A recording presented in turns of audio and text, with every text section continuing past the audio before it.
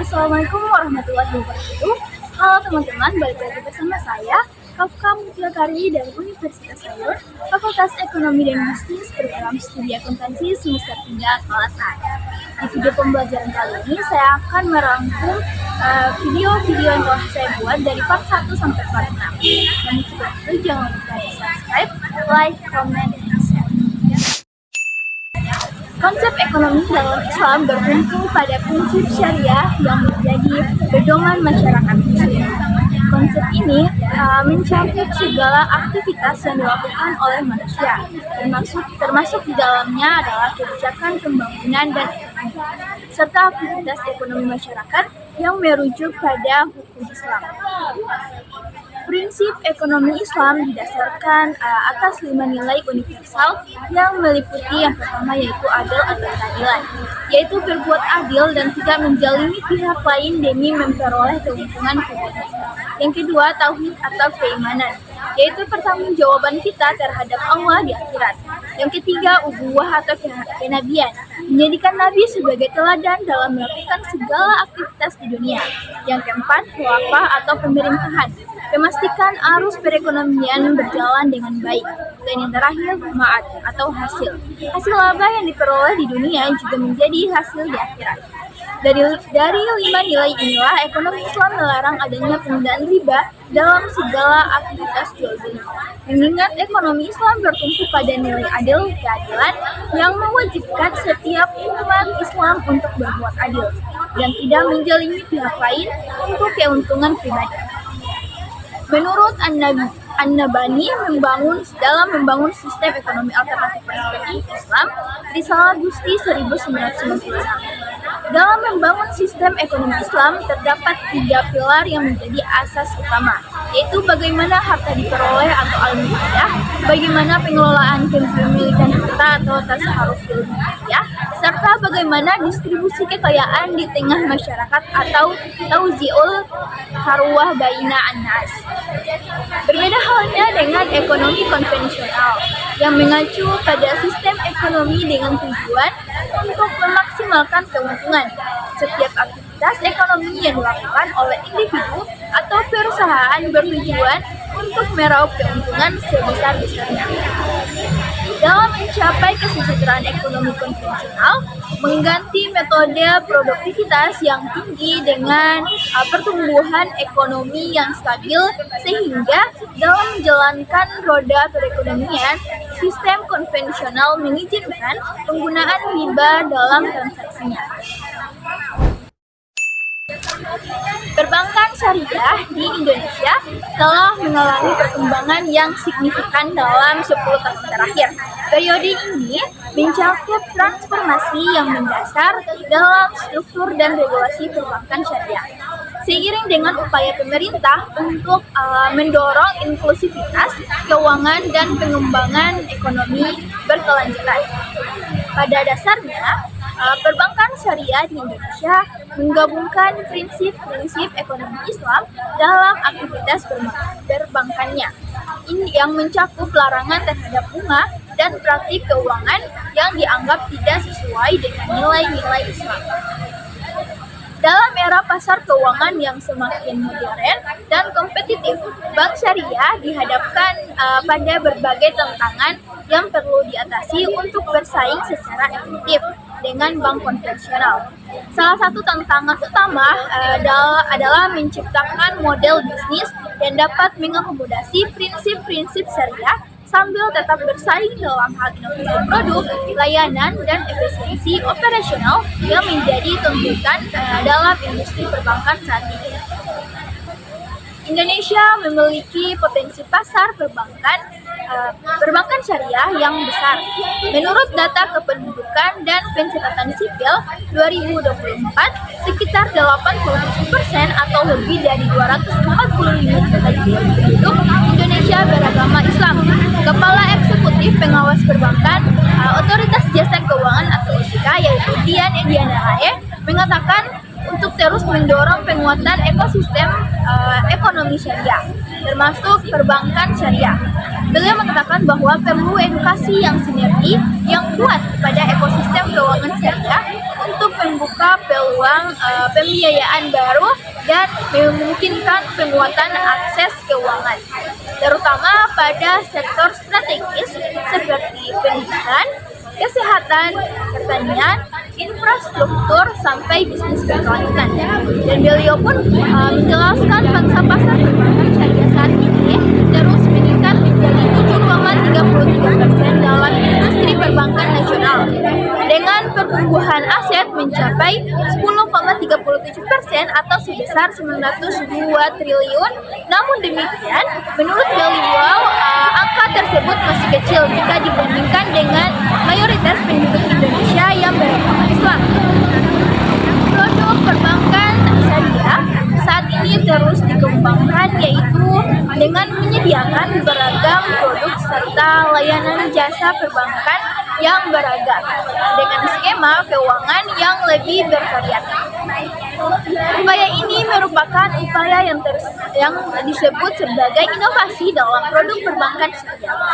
Inovasi produk perbankan syariah ini merupakan pilar utama dalam pengembangan perbankan syariah.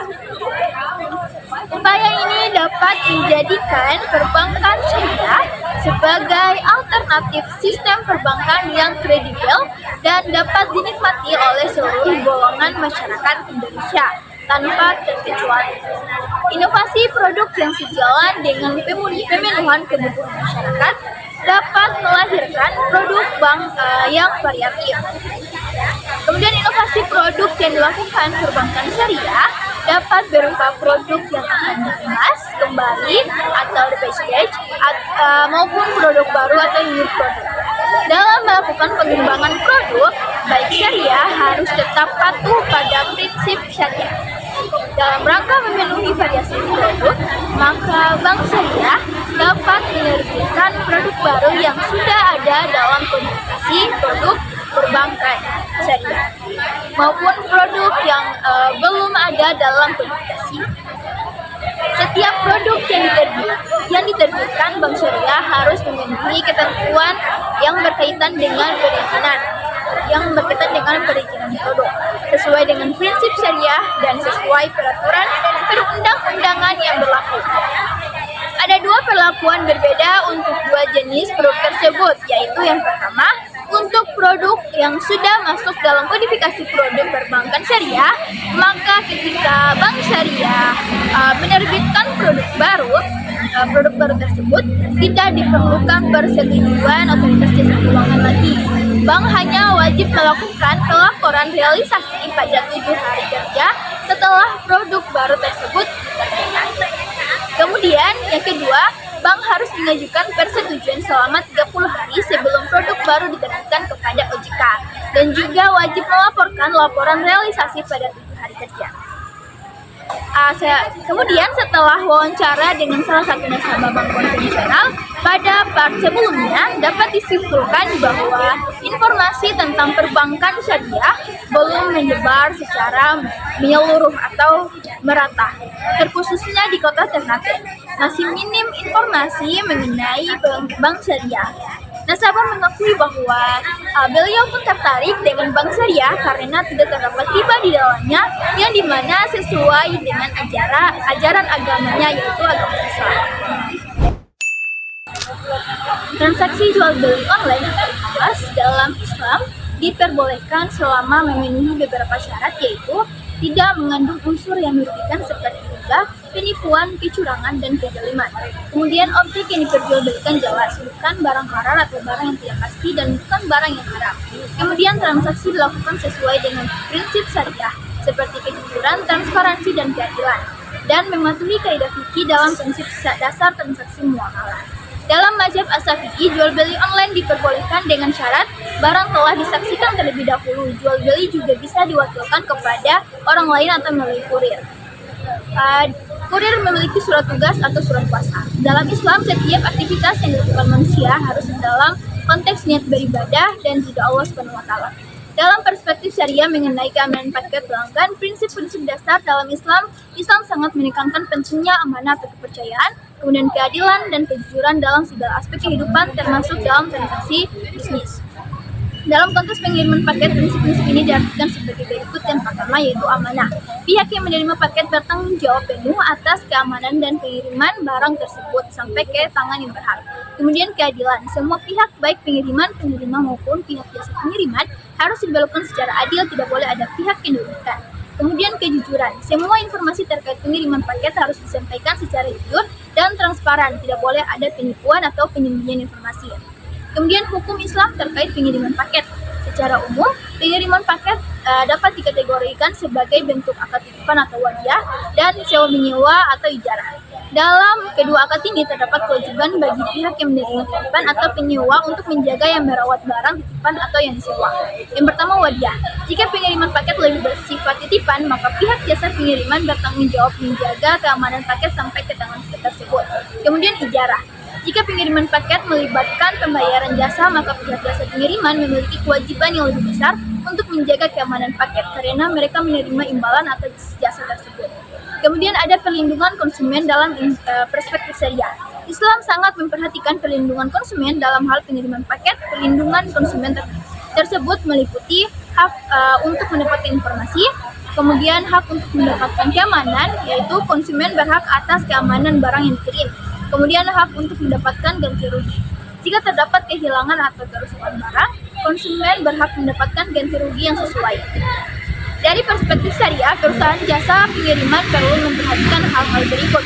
Yang pertama, standar operasional prosedur atau SOP yang jelas. SOP harus mencakup penanganan penyimpanan dan pengiriman paket yang aman. Kemudian asuransi. Perusahaan perlu menyediakan asuransi untuk melindungi paket yang hilang atau rusak. Kemudian pelayanan pelanggan yang baik. Perusahaan harus siap memberikan pelayanan yang baik kepada pelanggan, termasuk penanganan komplain dan penyelesaian masalah. Keterpaksaan pelanggan dalam membayar ongkos kirim yang mahal adalah masalah yang kompleks dan perlu ditinjau dari berbagai aspek. Dalam Islam, setiap transaksi harus didasarkan pada prinsip keadilan, kesepakatan, dan manfaat bersama. Jika terdapat unsur paksaan atau penipuan, maka transaksi tersebut dapat dianggap batil. Keamanan paket pelanggan adalah isu yang sangat penting dan perspektif syariah. Prinsip-prinsip amanah, keadilan, dan kejujuran menjadi dasar dalam menjaga keamanan paket. Perusahaan jasa pengiriman perlu memastikan bahwa layanan yang mereka berikan sesuai dengan prinsip-prinsip syariah dan memberikan perlindungan yang maksimal kepada konsumen. Dengan mengikuti prinsip-prinsip syariah, jual beli online bisa menjadi aktivitas yang berkah dan bermanfaat. Lembaga keuangan syariah telah berkembang pesat dalam beberapa tahun terakhir dan dapat ditemui dalam berbagai bentuk, meliputi yang pertama bank syariah. Bank syariah adalah salah satu bentuk implementasi lembaga keuangan syariah yang paling umum yang beroperasi seperti bank konvensional dalam hal layanan perbankan, tetapi dengan prinsip-prinsip syariah sebagai pedoman utama. Berikut adalah beberapa ciri utama bank syariah. Yang pertama yaitu pembiayaan tanpa riba. Salah satu perbedaan utama antara bank syariah dan bank konvensional adalah bank syariah tidak membedakan bunga atau riba pada pembiayaan, namun menggunakan prinsip-prinsip seperti bagi hasil atau mudharabah atau jual beli atau musharabah untuk mengatur pembiayaan kepada nasabah. Kemudian tabungan dan investasi syariah. Bank syariah menawarkan produk tabungan dan investasi yang sesuai dengan prinsip-prinsip syariah.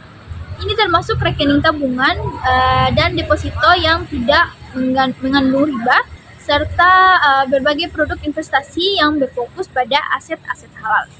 Transparansi dan keadilan. Bank syariah harus menjalankan semua operasi mereka dengan transparansi penuh dan berpegang pada prinsip keadilan. Ini termasuk dalam proses pembiayaan, investasi, dan pembagian keuntungan. Yang kedua, lembaga keuangan non-bank. Selain bank syariah, terdapat lembaga keuangan non-bank yang juga berperan dalam implementasi prinsip-prinsip syariah dalam sistem keuangan. Beberapa bentuk lembaga keuangan non-bank yang umum meliputi yang pertama yaitu perusahaan pembiayaan syariah. Perusahaan ini mirip dengan lembaga pembiayaan konvensional, tetapi beroperasi sesuai dengan prinsip syariah. Perusahaan ini menyediakan pembiayaan untuk pembelian kendaraan, peralatan, dan kebutuhan bisnis lainnya, tanpa menggunakan perusahaan asuransi syariah. Perusahaan ini menyediakan layanan asuransi yang sesuai dengan syariah, dengan menghindari praktik-praktik yang tidak sesuai dengan prinsip syariah dan menggunakan prinsip tolong-menolong. Kemudian ada perusahaan investasi syariah. Perusahaan ini fokus pada investasi dalam proyek-proyek dan aset-aset yang sesuai dengan prinsip syariah, yang mengumpulkan dana dari investor dan menginvestasikan dalam usaha-usaha yang halal, dan keuntungan dibagi sesuai dengan kesepakatan. Kemudian koperasi syariah.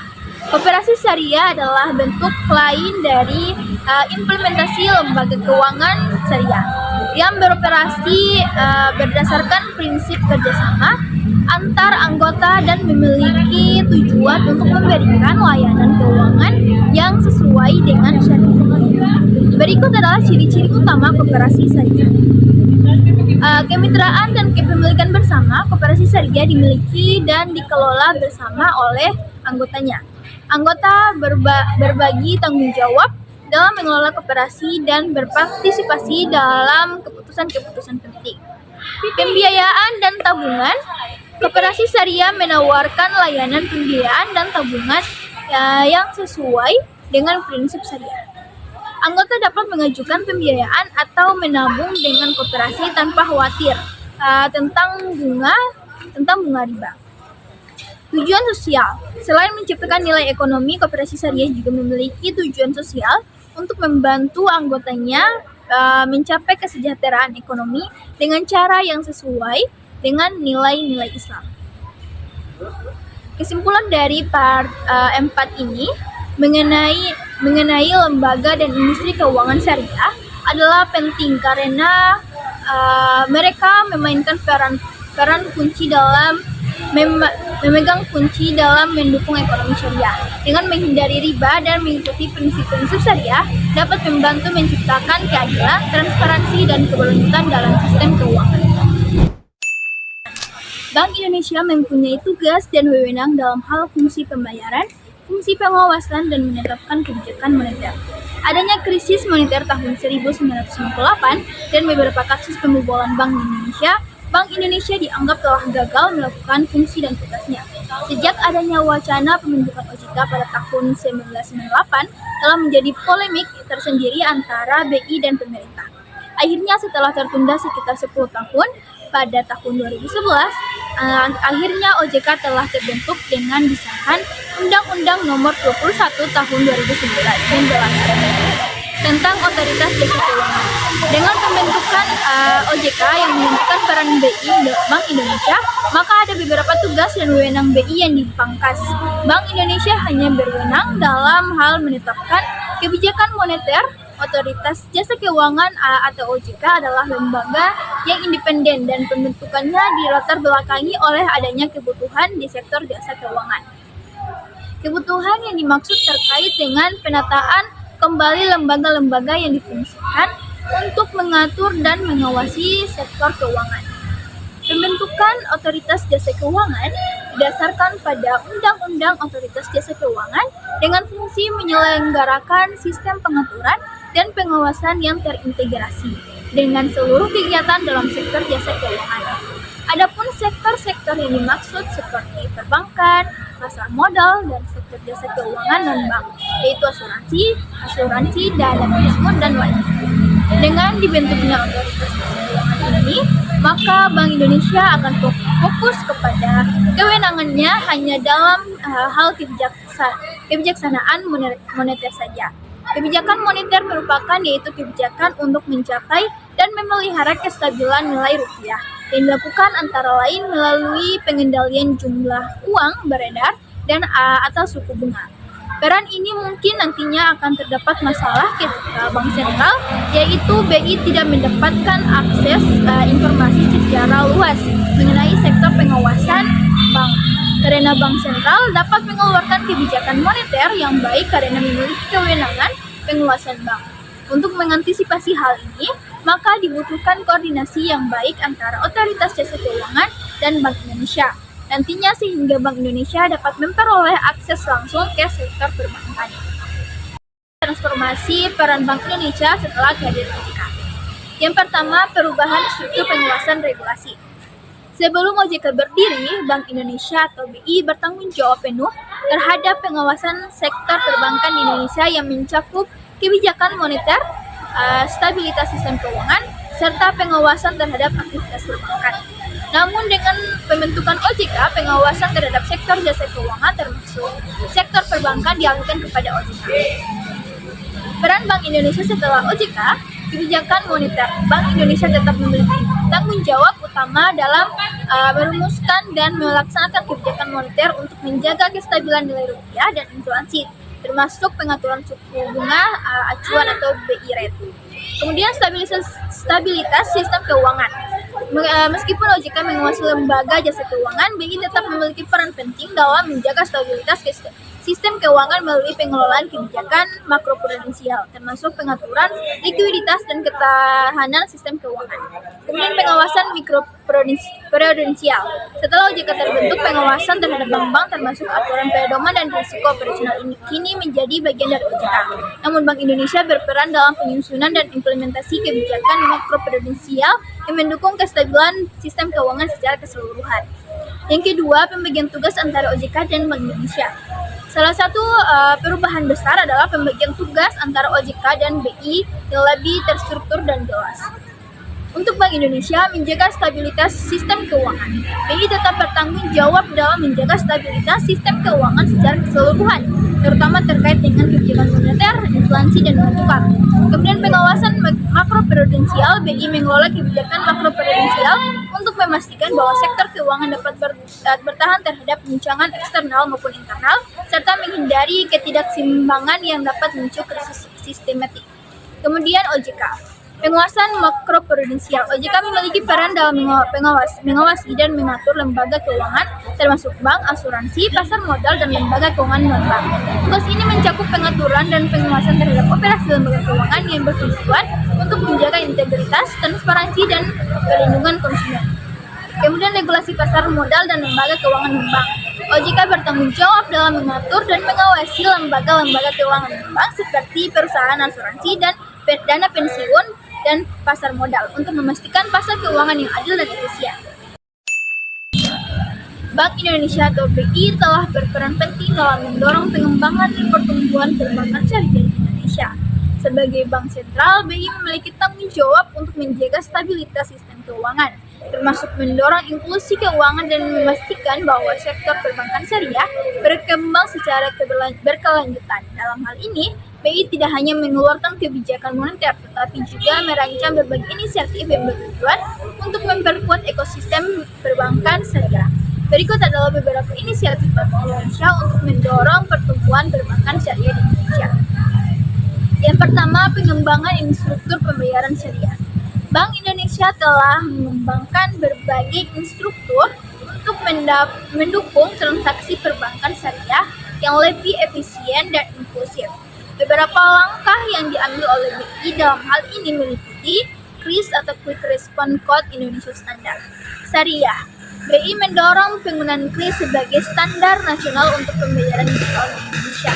KRIS syariah memungkinkan transaksi pembayaran menggunakan prinsip-prinsip syariah seperti tanpa unsur riba, qorar, atau masjid. Hal ini mempermudah bank syariah dan pelaku usaha dalam menerima pembayaran digital yang sesuai dengan prinsip Islam. Sistem pembayaran antar bank syariah, BI juga mendukung pengembangan sistem pembayaran antar bank berbasis syariah yang memungkinkan bank-bank syariah untuk bertransaksi satu sama lain dengan cara yang efisien dan sesuai syariah. Yang kedua, mendorong digitalisasi perbankan syariah. Digitalisasi merupakan salah satu pendorong utama dalam pengembangan inklusi keuangan dan mempermudah akses masyarakat terhadap layanan perbankan syariah. Bank Indonesia mendukung digitalisasi perbankan syariah melalui beberapa langkah. Peningkatan akses layanan digital, BI mendukung pengembangan layanan mobile banking dan internet banking yang sesuai dengan prinsip syariah. Ini memberikan kemudahan bagi nasabah untuk mengakses produk perbankan syariah seperti pembiayaan tabungan dan investasi secara digital. Kemudian peningkatan akses layanan digital. BI mendukung pengembangan layanan mobile banking dan internet banking yang sesuai dengan prinsip syariah. Ini memberikan kemudahan bagi nasabah untuk mengakses produk perbankan syariah seperti pembiayaan, tabungan, dan investasi secara digital. Kemudian Vintage Syariah, BI juga mendorong kolaborasi antara bank syariah dan Vintage untuk memperkenalkan produk-produk inovatif berbasis syariah seperti peer-to-peer, lending syariah, crowdfunding, dan investasi syariah melalui platform digital. Baik teman-teman, itulah tadi penjelasan mengenai kesimpulan atau rangkuman dari video pembelajaran part 1 sampai dengan part 6. Mungkin itu saja yang bisa saya berikan pada mata kuliah ekonomi syariah kali ini. Semoga penjelasan saya bermanfaat buat kalian semua yang menonton video-video saya dari part 6 sampai video terakhir kali ini. Terima kasih. Wassalamualaikum warahmatullahi wabarakatuh.